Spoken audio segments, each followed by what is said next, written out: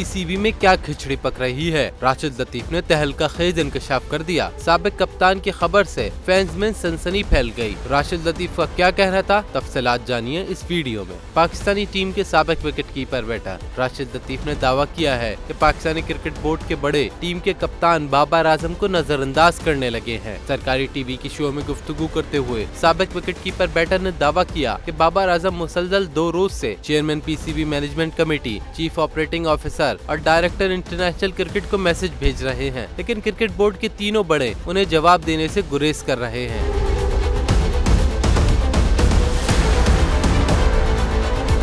राशिद लतीफ ने ये दावा किया कि ज़का अशरफ, सलमान नसीर और उस्मान वाहला बाबर आजम के भेजे गए मैसेज को मुसलसल नजरअंदाज कर रहे हैं। साबिक टेस्ट क्रिकेटर के मुताबिक पीसीबी ने खिलाड़ियों से कहा है कि उन्होंने जो सेंट्रल कॉन्ट्रैक्ट साइन किए हैं वो माने नहीं जाएंगे और खिलाड़ियों को नए सेंट्रल कॉन्ट्रैक्ट साइन करना होंगे। राशिद लतीफ का कहना है कि वर्ल्ड कप के बाद बहुत सारी कहानियां सामने आएंगी। ताहम पाकिस्तान क्रिकेट बोर्ड ने ताहाल राशिद लतीफ के बयान की तस्दीक या तरदीद नहीं की है।